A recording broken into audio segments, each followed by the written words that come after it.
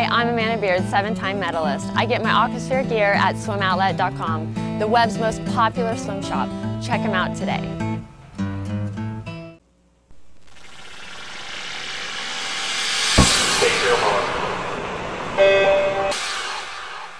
Welcome to the Morning Swim Show for Friday, September 30th, 2011. I'm your host, Peter Bush. In the Phoenix Monitor today, we'll talk to Anthony Nesty. The former Olympic champion is now associate head swim coach at the University of Florida.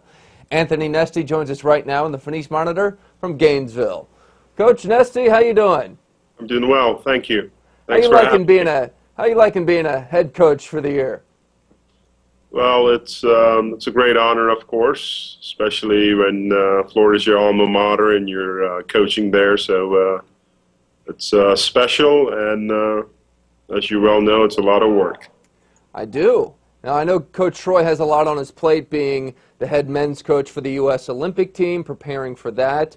But give us an idea of what it's like. Is he still there every day? Are you taking over some of the responsibilities this year? How's it being divvied up?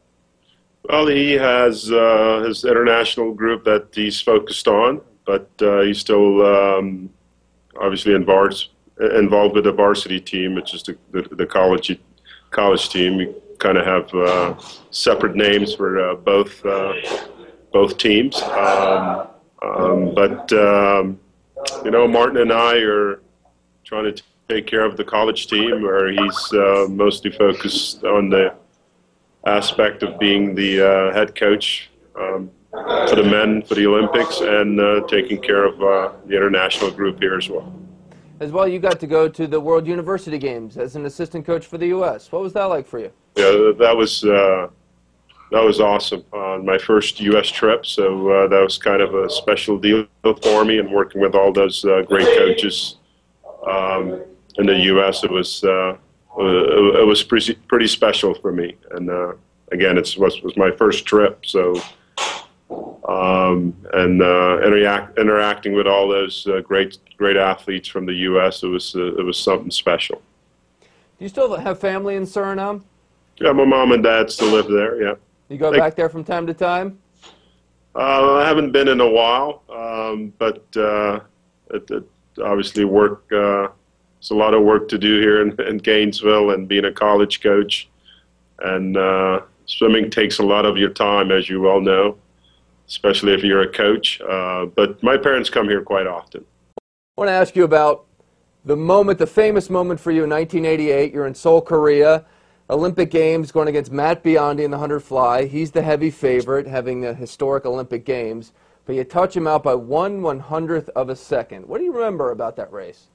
Well, all I wanted to do at that race, because at the 75, I kind of knew I was probably top 3, and my goal was to get a medal at that point in time. But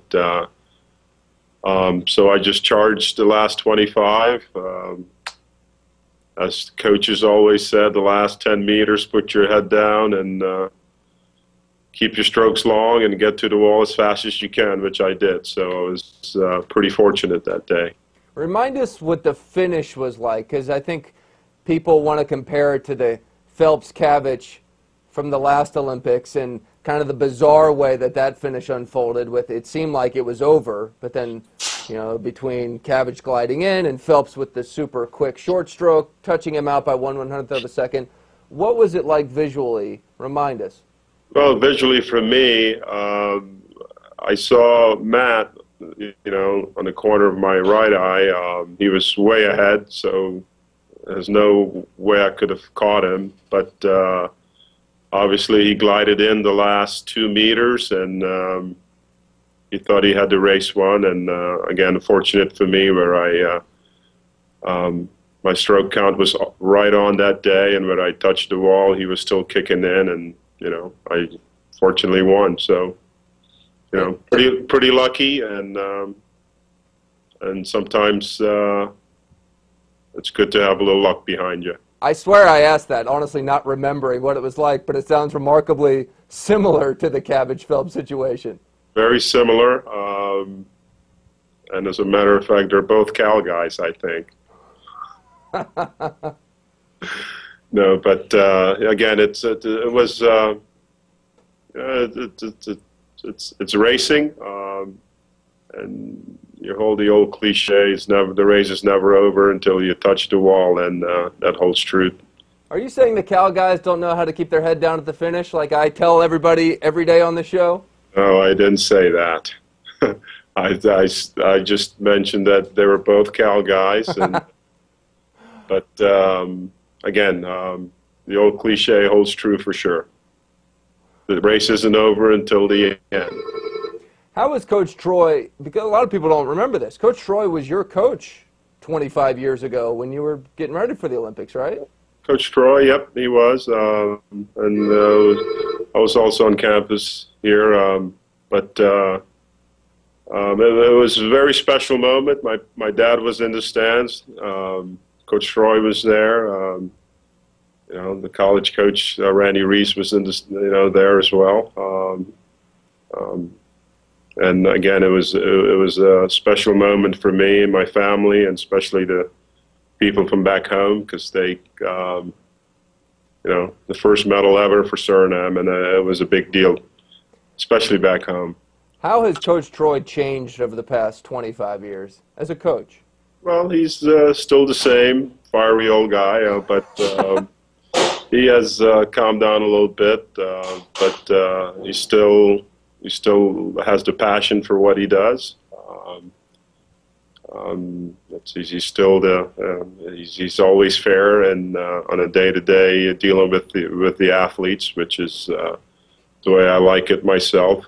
You can be challenging, but you also have to be fair with the athletes. And the good thing about the things here, we have a lot of good people here, great athletes, and they have the great attitudes, and they want to get better, and you know, the hard work certainly pays off. What are your expectations for the teams this year? Well, to be top 10 is always our goal. To win the SEC is always our goal in conference, and to be top 10 team at the NC2A meet is always what we strive for here at UF. So. Well, good luck this year, Coach. Thank you very much for joining us and reminiscing a little bit about the past, and for bringing up Cal. That was fun. All right, thank you, and enjoy the rest of the week. All right, thanks. You too. That's Coach Anthony Nesty joining us from Gainesville, Florida. That's it for today's show. I'm Peter Bush. Like I said, reminding everyone to keep their head down at the finish.